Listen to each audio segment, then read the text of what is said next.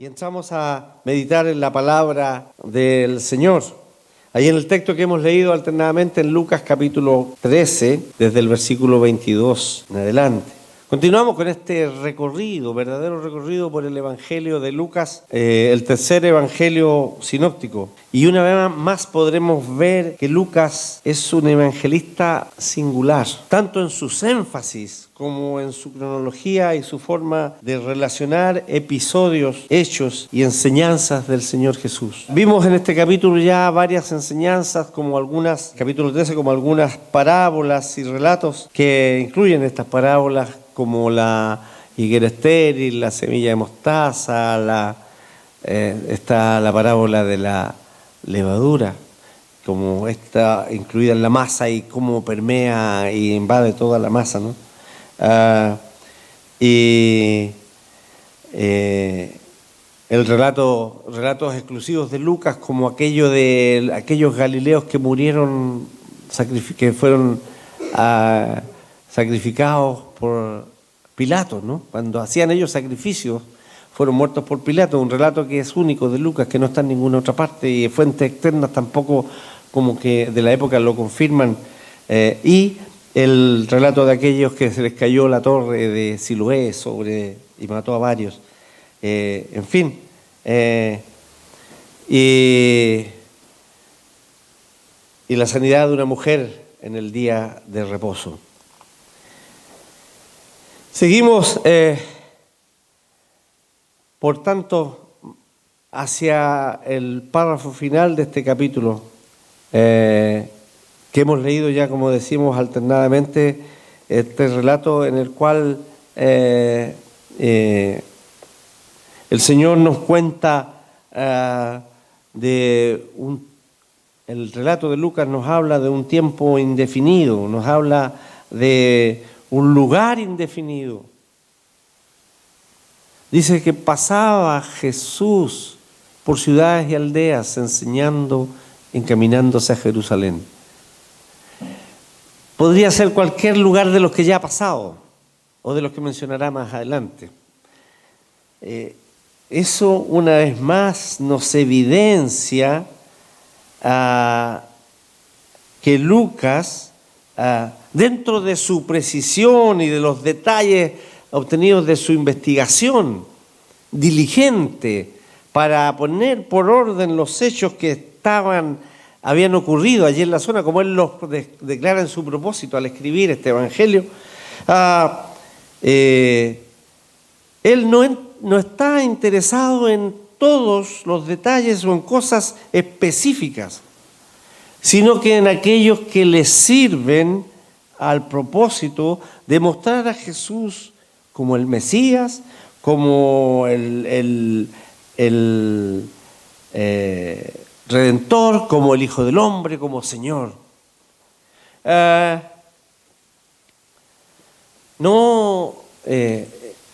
Lucas no le importa en esta oportunidad el nombre de la aldea, ni el tiempo preciso de lo que el Señor dijo o hizo, sino que lo que importa es justamente aquello, lo que Él hizo o lo que Él dijo.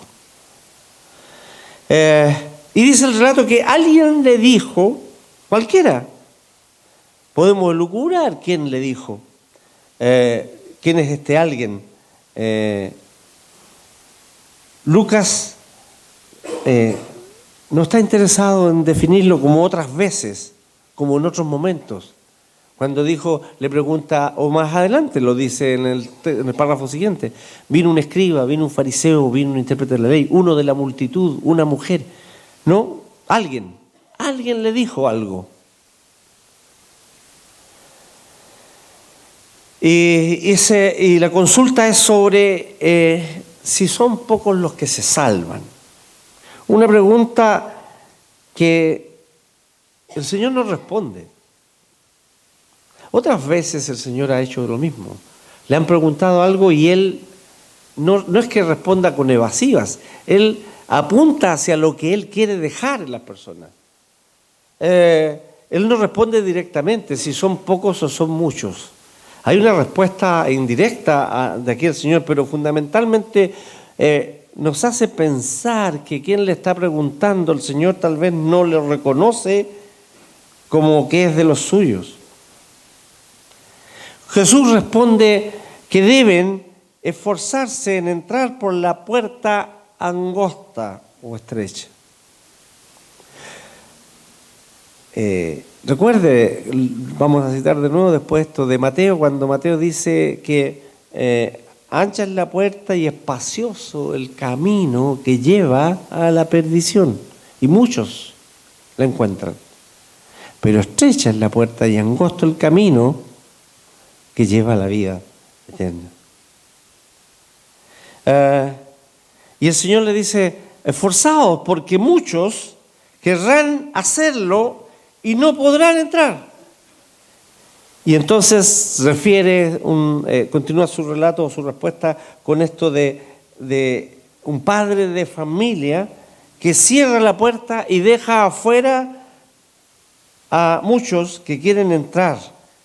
Y aún que arguyen, que argumentan que son conocidos, que estuvieron con él, que le escucharon, o que les visitó en sus plazas, en sus lugares de residencia, pero dice que no los reconocerá, y entonces vendrá castigo sobre ellos, lloro y crujir de dientes, al ver a Abraham, a Isaac, a Jacob, los profetas, en el reino de los cielos, dice.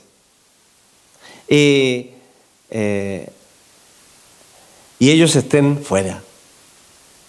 Y vendrán, además dice que aparte de Abraham y Jacob y muchos, Isaac y los profetas, y dice que vendrán miles de muchos lugares, de occidente, de oriente y de occidente, del norte y del sur, de todas partes, y se sentarán a la mesa en el reino de Dios, y los postreros serán primeros y los primeros postreros.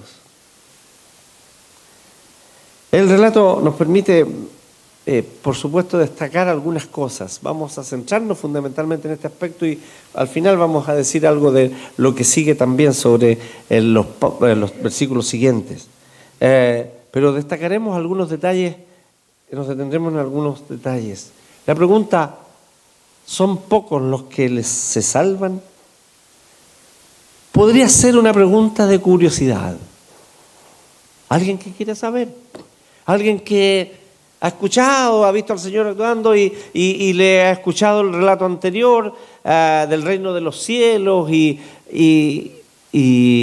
la primera parte cuando le hablaba a aquellos hombres sobre los que tenían necesidad de arrepentirse, en fin.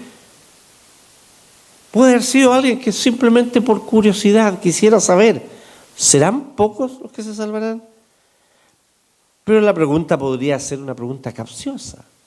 Depende de quién la haya hecho. Como una pregunta de aquellos de quienes lo seguían porque querían acusarle o pillarlo en algo para tener de qué acusarle. Como por ejemplo, cuando vienen con la moneda del César y le preguntan algo. Esa es una pregunta capciosa. ¿Es lícito dar tributo a César o no? Y el Señor les pide una moneda y sale del paso ahí que de tal manera que los dejó asombrados con su respuesta. Y no era raro que hubiera algunos de estos allí en el auditorio o que pregunta viniera con esa intencionalidad. Pero también podría ser una pregunta surgida del temor. Alguien que temía no llegar, no estar entre aquellos. Si eran pocos, a lo mejor veía sus posibilidades disminuidas. O aún más, ahondando este aspecto, una pregunta directamente personal de alguien que estaba preocupado por cómo entrar en esos pocos que se iban a salvar. Por la respuesta que da el Señor, pareciera ser que efectivamente es de alguno que Él reconoce que no es de su círculo, que no es de sus discípulos, por lo que Él sigue después respondiendo. Y vemos también vemos después, siguiendo el texto, continuando, nos llama la atención lo personal de esta respuesta general que da el Señor. Pareciera una contradicción, una respuesta personal en una respuesta general. Pero es claramente dirigida a quien pregunta, pero también a otros de los que están oyendo. Porque el Señor no le dice a la persona, sino que le dirige directamente a la primera persona del plural. Le dice, o a la segunda persona del plural, en vez de tú, a ellos, a ustedes, a vosotros.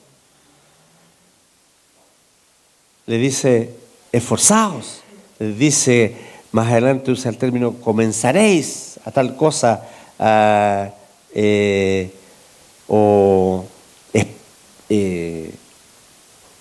el término que usa, empezaréis a llamar, o empecéis a llamar, o también usa el término, os dirán, os se dirá. Son frases dirigidas directamente a los que le consultan y a los que le escuchan. Y les da este mandato, esforzaos a entrar por la puerta angosta, porque muchos querrán entrar y no podrán. Él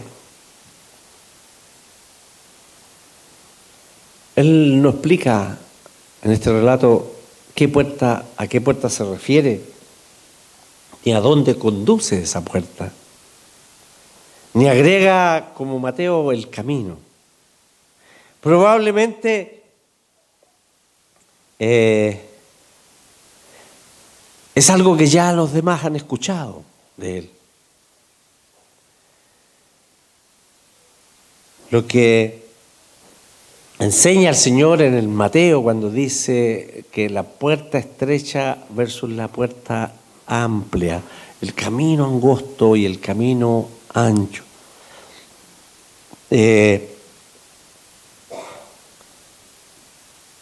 Pero aquí pareciera solamente estar enfatizando en la oportunidad. Esforzaos por entrar por la puerta angosta, porque muchos querrán hacerlo y no podrán. Y después entonces se explica, dice, lo ilustra de esta manera, porque dice que el padre de familia cerrará la puerta y los que están afuera no podrán no podrán entrar. La puerta estrecha, la puerta angosta no estará abierta todo el tiempo. Llegará un momento en que será cerrada. La gracia estará y se mantendrá y se ofrecerá ampliamente, pero llegará un día que cesará la oferta. No habrá más posibilidades. La puerta se cerrará. Hay, como dice al final en el Apocalipsis, dice, el que quiera, venga. Hay tiempo todavía. Pero el que quiera ser impío, siga siendo impío todavía. El que tenga sed, venga y beba. Pero el que quiera seguir la vida que quiere, sígalo todavía, dice. Porque llegará un día en que la gracia ofrecida como hoy, ofrecida como antaño, cesará. Porque dice, cerrada la puerta, esta no se abrirá otra vez.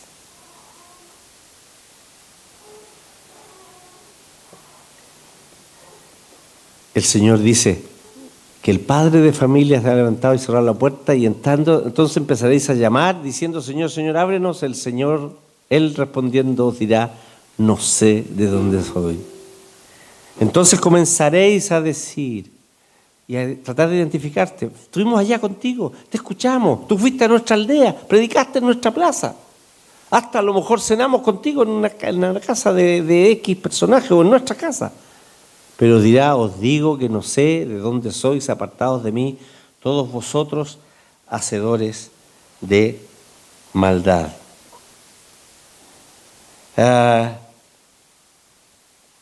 En ese entonces, cuando se cierre la puerta,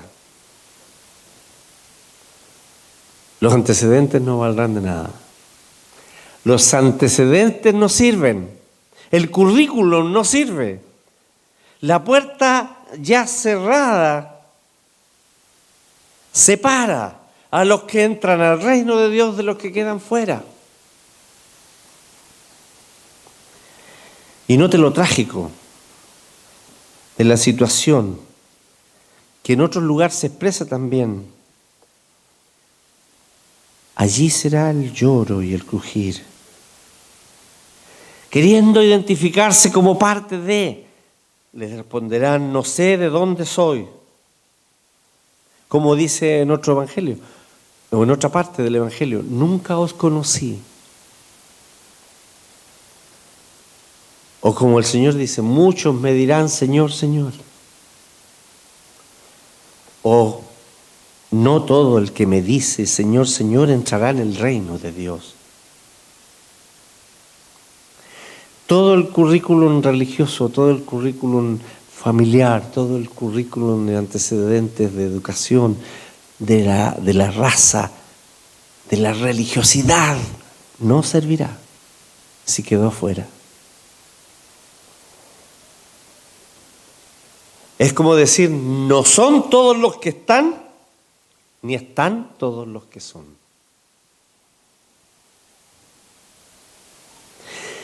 También debemos notar que el desprecio de la gracia de Dios tendrá un alto costo para aquellos, el lloro y el crujir de dientes. Verán a los patriarcas, Abraham, Isaac, Jacob, verán a los profetas, pero ellos no estarán allí.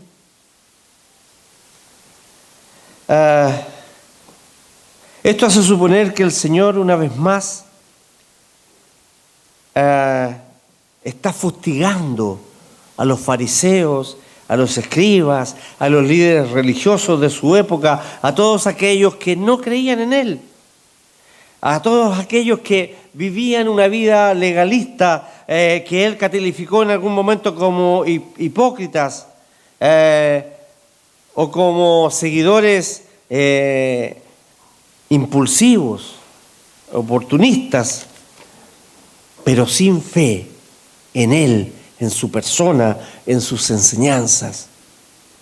Y por eso el Señor les dice aquí en el relato que se les desconoce, nunca os conocí. Entrar en una relación con el Señor es conocerle, o conocer al Señor es entrar en relación con Él. Por eso el Señor advierte, no todo el que me dice Señor, Señor, como dicen aquí, Señor, Señor, ábrenos. ¿Quiénes sois? No os conozco. No todo el que me dice Señor, Señor entrará en el reino de los cielos. Pero fíjese el alcance de la gracia que el Señor está diciendo. La gracia tiene un corte, un límite en el tiempo. La gracia ofrecida como se ofrece hoy, de gracia, de balde, para todo el que quiera, de donde quiera, que oiga y que venga. Pero un día ya no habrá esa oferta del Evangelio. El día que el Señor venga ya no habrá oportunidad para aquel que ahora no ha querido oír. Pero fíjese dónde llega la gracia. Dice, vendrán del oriente, del occidente, del norte y del sur, y se sentarán a la mesa con el Padre. El Señor está una vez más enfatizando o comunicando la extensión y alcance del Evangelio y de la gracia. Más allá de las fronteras del pueblo judío, más allá de la nación, de la raza, del pueblo escogido. Israel había tenido los privilegios de la gracia de Dios, como dice Pablo, de quienes eran los patriarcas, los profetas, la ley, las ceremonias y todo eso. y tuvieron todo aquello. Pero ellos pensaban que esto era una exclusividad y un privilegio, que ciertamente lo era en el sentido de que el Señor se les reveló y los escogió a ellos como pueblo. Pero ellos lo guardaron para sí, no lo compartieron. Y ellos sentían a tal punto esta exclusividad que los demás eran despreciados. Los gentiles, los paganos, los perros, le decían ellos a los que no creían o que no eran parte de su pueblo, y despreciaban a los otros. Y el Señor Jesucristo le está contando aquí algo que ya los profetas decían. El Evangelio o la buena nueva o el mensaje de Dios es a todas las naciones. Porque ya en Abraham la promesa era extensiva, era inclusiva. Tus generaciones después de ti serán como la arena que está a la orilla del mar, como las estrellas en los cielos. Porque en ti serán benditas todas las familias de la tierra. Y aquí nos dice que vendrán de más allá de Judea, más allá de Israel, de todos los lugares habrá comensales en el reino de Dios. La exclusividad se terminará. La exclusividad de raza y de nación, el privilegio de raza y nación, porque la gracia de Dios es extensa, es inclusiva y está para todo aquel que cree o crea en Jesucristo el Señor y de todo el mundo. El texto que podríamos decir más repetido y conocido del Evangelio es aquel de Juan 3:16 que dice: de tal manera amó Dios al mundo, que dio a su Hijo para que todo aquel que en Él crea no se pierda, sino tenga vida eterna. Una vez más el Señor está expandiendo la gracia, diciendo que no es solo de un pueblo. A lo suyo vino al pueblo, pero los suyos vino a ser redentor, y los suyos, ese pueblo no le recibió. Le recibieron otros de afuera. Vendrán de todas partes del mundo a sentarse a la mesa en el reino de los cielos. Como cuando el Señor le manda a sus discípulos la gran comisión y les dice: id y haced discípulos a todas las naciones. No solo aquí en Israel, a todas las naciones. O como Marcos dice: id y predicar el Evangelio a toda criatura. Luego el Señor dice: los primeros serán postreros y los postreros primeros. ¿A quiénes se está refiriendo el Señor?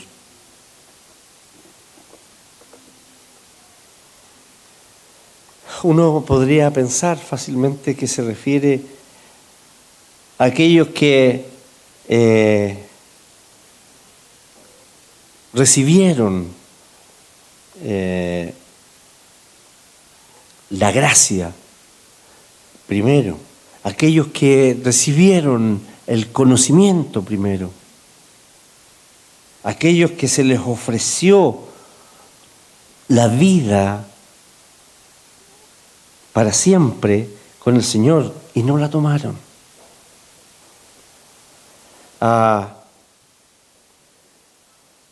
Hay aquí, por cierto, una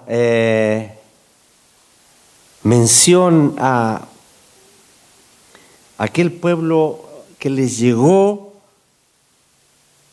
el mensaje de los profetas, de quienes recibieron la herencia de los patriarcas, de quienes recibieron la ley y las ceremonias,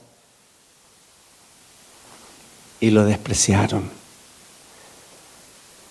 Lo despreciaron. Y el Señor dice que los últimos, aquellos a los cuales no venía dirigida o a los cuales primariamente no les llegó esta información, este mensaje, pero sí que lo recibieron posteriormente. No siendo de aquellos, ellos recibieron la gracia. Los gentiles no estaban en el pueblo judío, en el pueblo hebreo, en el pueblo escogido. Ellos estaban lejos. Pero ahora, por el Evangelio y por la gracia, son hechos cercanos.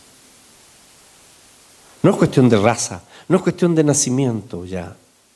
Es cuestión de quién ofrece, es cuestión de quién llama, es cuestión de quién ha muerto por los pecados de los hombres.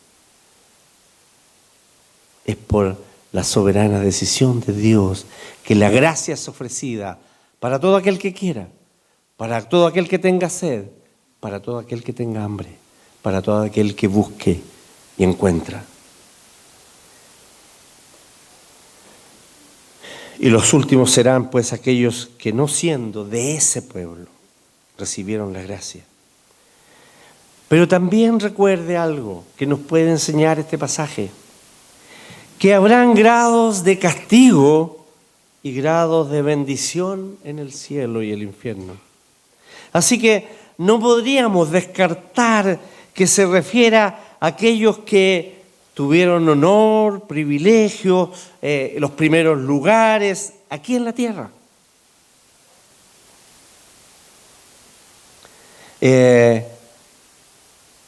Pero que allá van a estar al final. Va a ser como aquella parábola cuando el Señor dice que llega el Señor y hay un hombre que le dice: no toméis los primeros lugares, porque no sabes si llega uno más importante que tú y te pongan al final. Y eso hacen los hombres y distinguen, y pueden haber muchos que tengan honores y privilegios en esta vida y en la vida de la iglesia, ¿por qué no? Pero habrá muchos, aquellos desconocidos, aquellos que quizás postergados, que gozarán de una mayor bendición en el cielo. No solo podemos aplicar esa palabra al pueblo judío versus el resto, sino que también a aquellos que creen o que han usado y a veces abusado de un privilegio en la tierra, en la iglesia, versus aquellos que han servido fielmente, dignamente, pero en silencio, en forma desconocida, en forma anónima.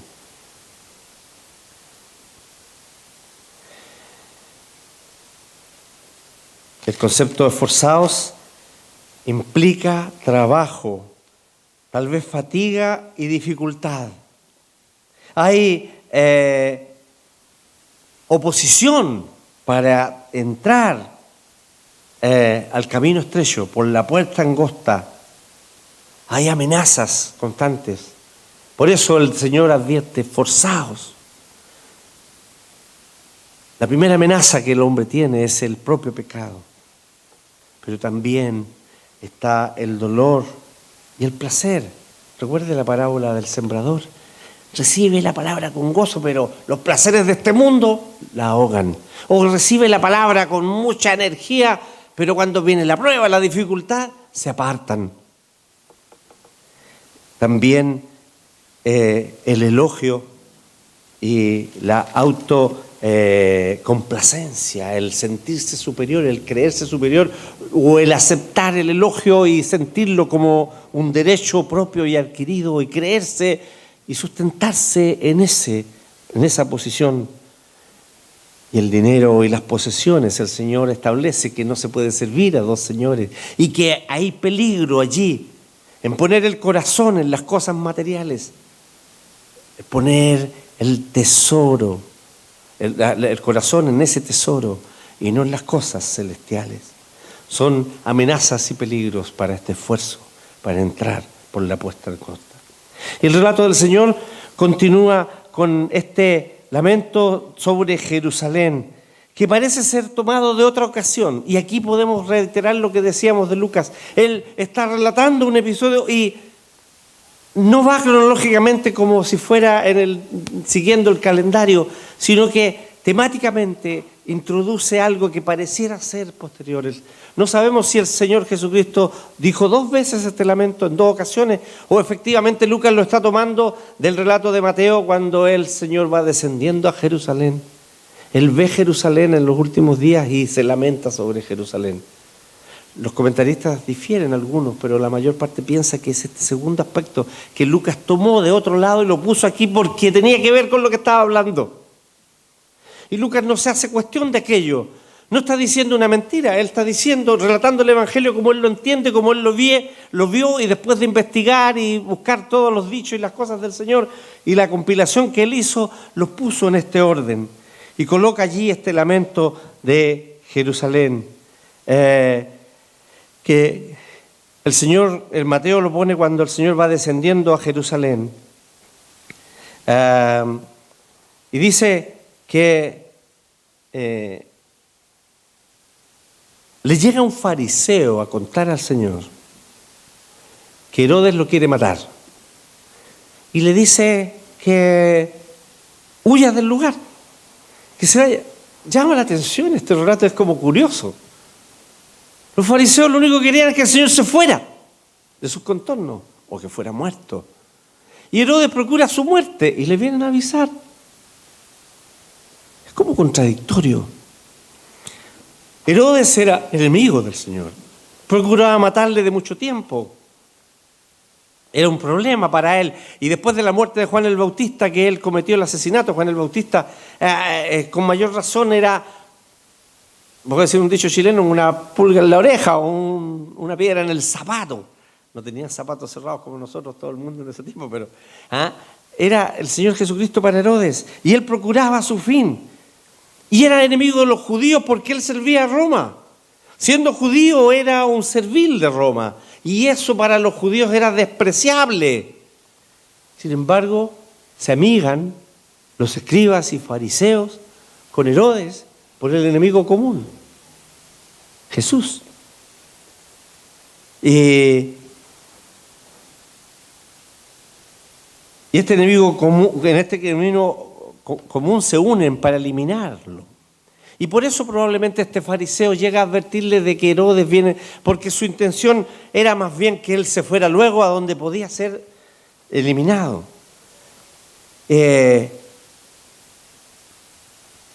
No es que viniera a advertirle de los peligros en realidad, pero aquí lo de que destaca el texto es que el Señor reafirma su decisión.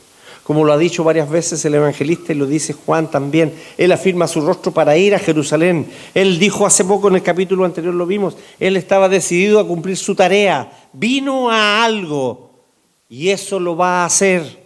Y enfatiza, dile a esa zorra, así le decían en ese tiempo, por la astucia, por la maldad que tenía también Herodes, dile a esa zorra que yo seguiré mi trabajo, que haré esto el primer día, seguiré sanando y enseñando el segundo día y llegaré al tercer día cumpliendo mi misión y mi tarea.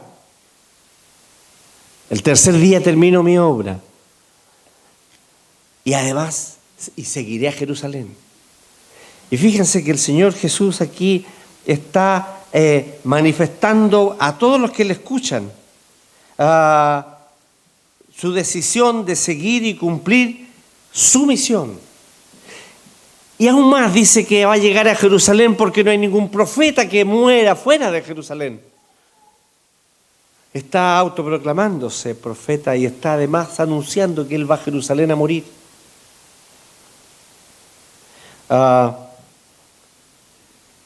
Y expresa este lamento sobre Jerusalén en esta ocasión. Él menciona Jerusalén y piensa en Jerusalén. Lucas lo pone en este contexto así. Pareciera que el Señor menciona que va a Jerusalén y se lamenta por Jerusalén.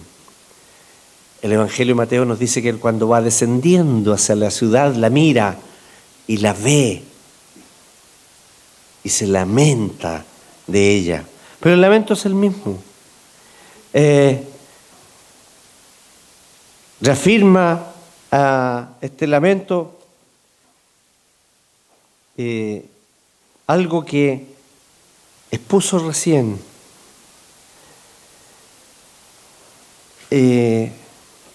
¿Cuántas veces, dice, quise reunir como la gallina junta sus polluelos debajo de tus alas y no quisiste. Pero aquí está reafirmando con esa idea de Jerusalén lo que les ha dicho recién a los oyentes y al que le preguntó sobre el reino. ¿Quiénes serían los que se salvan?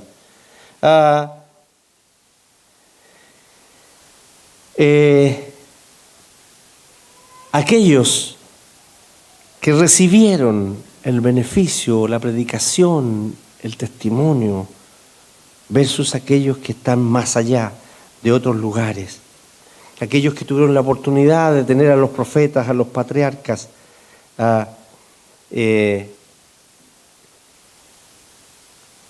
y que van a ver a estos patriarcas, a estos profetas y con muchos de otros lugares juntándose en el reino de Dios, y ellos no estarán. Jerusalén, igual que aquellos, tuvo oportunidad y no quiso.